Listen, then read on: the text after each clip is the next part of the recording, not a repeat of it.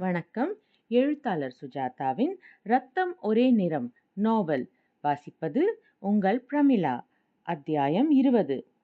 Kernel நீலின் அலுவலக அறையை அடுத்த விசாலமான அறையில் எல்லோரும் கூடியிருந்தனர். கானிங் பிரபுவும் மேன்மை தங்கிய ராணியும் படமாக பார்த்து கொண்டிருக்க, வெண்ணுடை சேவகர்கள் சப்தமின்றி தேநீர் கோப்பைகளுடன் புழங்கிக் கொண்டிருக்க, சுருட்டுப்புகை பரவலை பங்காக்கள் விரட்டி கொண்டிருக்க, நீல்துரை ஆஷ்லியை விழித்தார். ஆஷ்லி நடுமேசை மேலிருந்த என்ஃபீல்டு வகை துப்பாக்கியை எடுத்து அதை பரிசோதித்து பார்த்து வைத்துவிட்டு, "சார், நான் தயார்" என்றான். "ஜென்டில்மென், நாம் இப்போது கூடியிருப்பது நாட்டின் வடக்கே புறப்பட்டுள்ள கலக நிலைமையை பற்றி, கானிங் பிரபுவிடமிருந்து வந்துள்ள செய்தியை பற்றி விவாதிப்பதற்கு. அதற்கு முன் கேப்டன் ஆஷ்லியை, இந்த ரைஃபிளின் சரித்திரத்தை, இது எப்போது முதலில் இராணுவத்தில் அறிமுகப்படுத்தப்பட்டது என்பது போன்ற விவரங்கள் எல்லாம் சேகரித்து சொல்லச் சொன்னேன். பல விவரங்கள் உங்களுக்கும் தெரிந்திருக்கலாம். இருந்தும் இந்த தருணத்தில் அவைகளை ஞாபகப்படுத்திக் கொள்வது அவசியம் என்று எண்ணுகிறேன். அதற்கு 2 காரணங்கள்.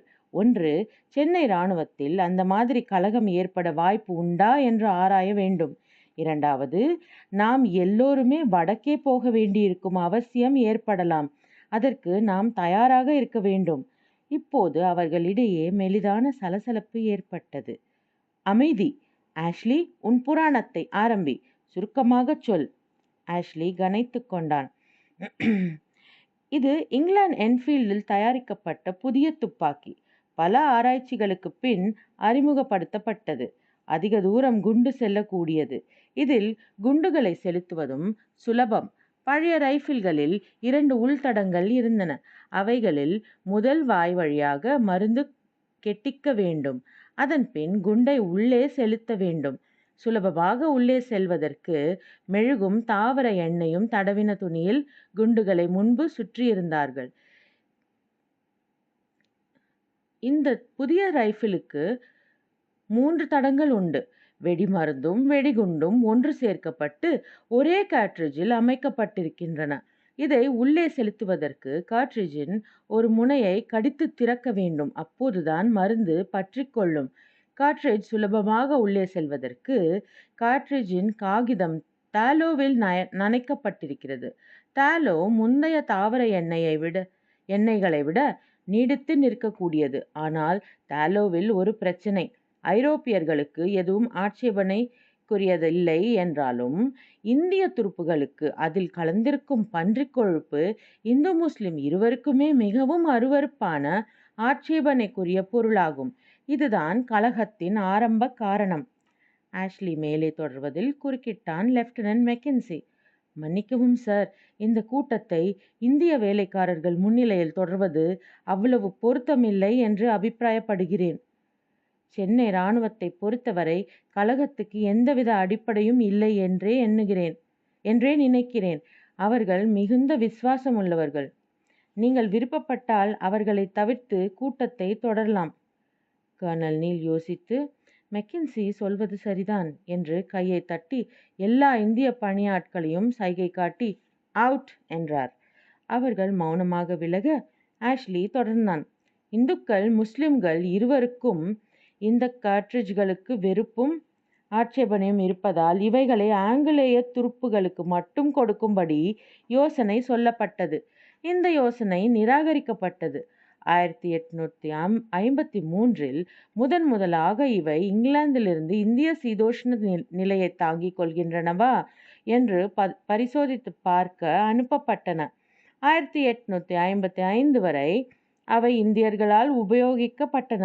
அப்போது இவைகளுக்கு ஏதும் ஆட்சேபம் தெரிவிக்கவில்லை. அப்போதிலிருந்து மேலும் கார்ட்ரிட்ஜுகள் இங்கிலாந்திலிருந்து அனுப்பப்பட்டன. அவைகளின் தயாரிப்பை இந்தியாவிலும் துவங்கிவிட்டோம். கான்ட்ராக்டர்களிடம் தாலோவின் அமைப்பை பற்றி யாரும் சொல்லவில்லை. ஆனால் இந்தியாவில் கிடைக்கக்கூடிய விலை குறைந்த மிருக கொழுப்பு பன்றி கொழுப்புத்தான். எனவே இந்த துப்பாக்கி குண்டுகளுக்கான காகிதத்தில் பன்றிக் கொழுப்பு தடவியிருக்கிறது என்று அவர்கள் சந்தேகிப்பதில் நியாயம் இருக்கிறது என்றுதான் சொல்ல வேண்டும்." எல்லோரும் நீலை பார்த்தார்கள். "நம் பகுதியில் புதிய கார்ட்ரிட்ஜ்களை கொடுக்க ஆரம்பித்து விட்டோமா?" "இன்னும் இல்லை. ஆனால் என்ஃபீல்டு துப்பாக்கிகள் வந்துவிட்டன. சில டிட்டாச்மெண்ட்டுகளுக்கு பயிற்சி அளித்து கொண்டிருக்கிறோம். மெக்கின்சி முன் வந்தான். எதற்காக இந்த சின்ன விஷயத்திற்கு அவர்கள் வடக்கே கலகம் செய்கிறார்கள்? ஆச்சரியமாக இருக்கிறது. இது அவர்களுக்கு சின்ன விஷயமே இல்லை. சின்ன விஷயம் என்று சொன்னால் நாம் அவர்களை சரியாக புரிந்து கொள்ளவில்லை என்றுதான் சொல்ல வேண்டும். பன்றி கொழுப்பு, பன்றி மாமிசம் என்பது இவர்களுக்கு, இந்துக்களுக்கு, முக்கியமாக பிராமண பிரிவினருக்கு மிகவும் அருவருக்கத்தக்க விஷயம். முஸ்லிம்களுக்கும் மிகுந்த வெறுப்பை தருவது. திருக்குரானில் தடை செய்யப்பட்டிருக்கிற ஒன்று. எனவே நாம் வெற்றிகரமாக இரு சாராரின் வெறுப்பையும் சம்பாதித்து விட்டோம் என்று தோன்றுகிறது. போதாதென்று கார்ட்ரிட்ஜ்களை கடித்து திறக்க வேறு சொல்கிறோம். இப்படி சின்ன விஷயங்களுக்கெல்லாம் எதிர்ப்பு தெரிவித்தால் எப்படி இராணுவத்தை நடத்துவது என்றார் நீல். சார், நாம் சின்ன விஷயம் என்று நினைப்பது அவர்களுக்கு மிகவும் பெரிதாக இருக்கும். அவர்களை நமக்கு சரியாக தெரியாது, அதுதான் உண்மை. அவர்கள் மதத்தின் தொய்மையான முறைகளும் வழிபாடுகளும் நமக்கு புரிவதில்லை. சென்னை இராணுவத்தை பொறுத்தவரை நாம் ஏற்கனவே 1806 ஒரு தவறு செய்தோம். அப்போதும் சின்ன விஷயம்தான். வேலூரில் சிப்பாய்கள் நெற்றியில் சாதி குறிகள் அணிந்து கொள்ளக்கூடாது, தலைப்பாகைக்கு பதில் தோளில் தொப்பி அணிய வேண்டும் என்று ஆணை பிறப்பித்தோம்.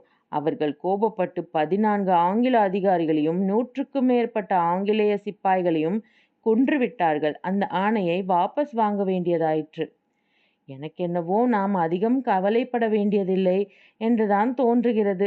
நிலைமையை சற்று மிகைப்படுத்தி கொண்டிருக்கிறோம் என்றான் ட்ரெவர். கர்னல் நீல் குறுக்கிட்டு, மிகைப்படுத்துவதை பற்றி பேச்சில்லை இப்போது. நாம் எதற்கும் தயாராக இருக்க வேண்டும் என்று கவர்னர் ஜெனரல் எழுதியிருக்கிறார். முதலில் இராணுவத்தில் இந்த வகை கலகம் வர வாய்ப்பிருக்கிறதா? இல்லை, நிச்சயம் இல்லை என்றான் மெக்கின்சி. ஆஷ்லி சற்று யோசித்து, இல்லை என்றுதான் நினைக்கிறேன். ட்ரெவர், நிச்சயம் நடைபெறாது. எனக்கு சிப்பாய்களை நன்றாகவே தெரியும்.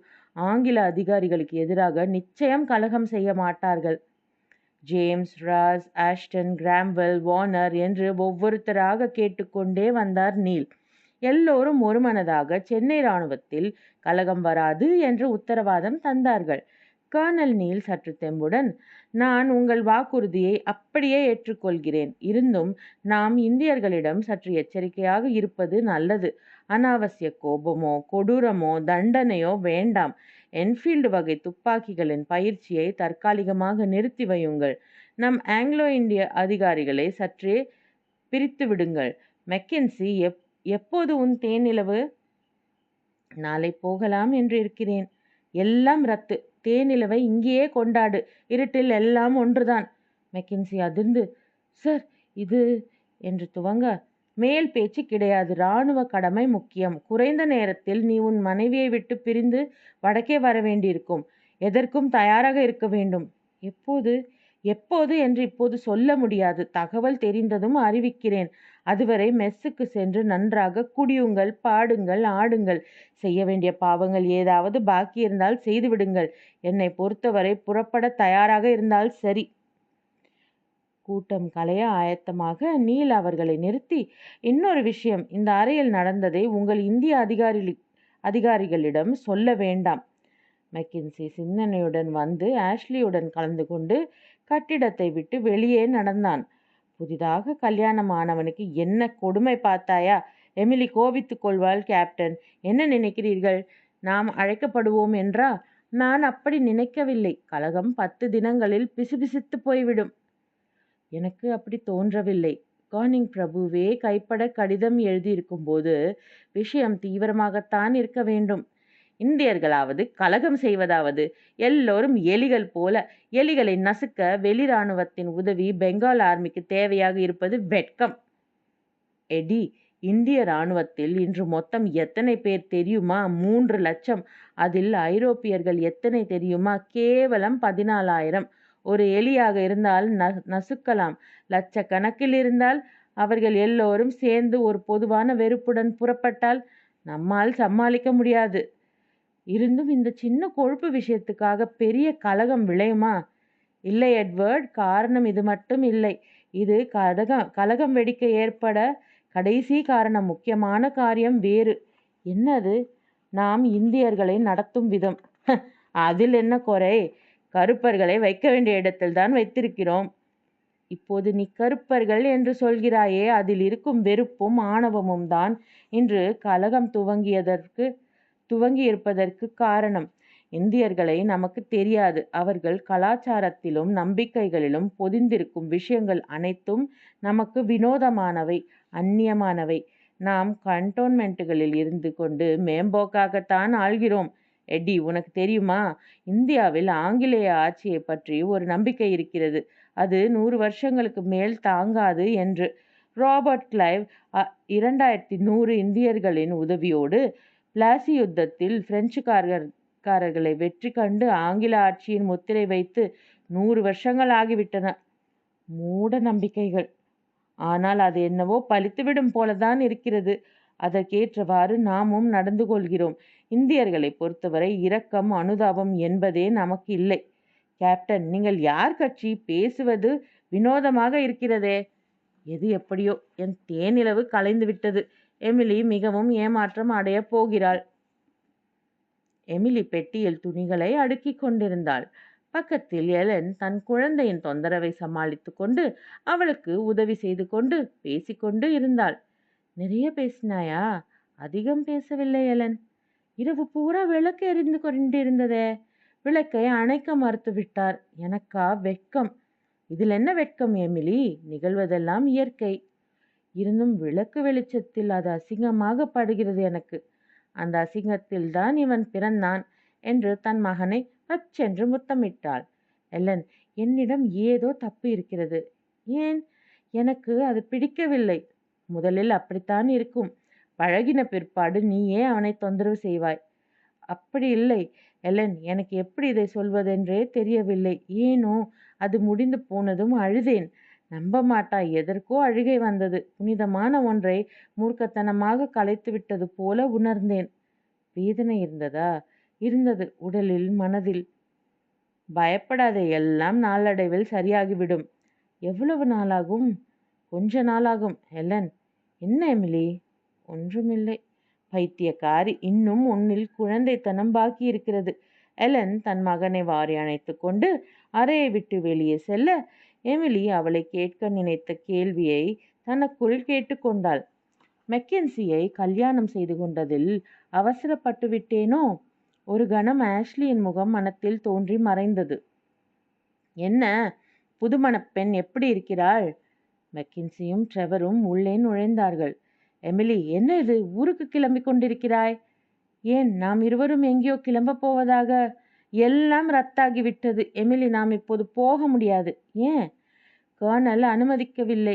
எங்கோ கலகமாம். அதற்கு நாங்கள் தயாராக இருக்க வேண்டுமாம். எமிலி பெட்டியில் துணியை அடைப்பதை நிறுத்திவிட்டாள். இங்கேதான் உன் தேனிலவு எல்லாம். ட்ரெவர் அவர்கள் இருவரையும் தனியாக விட்டு செல்ல, மெக்கென்சி அவளை அணுகி முத்தமிட்டான். எமிலி, உனக்கு ஏமாற்றமா?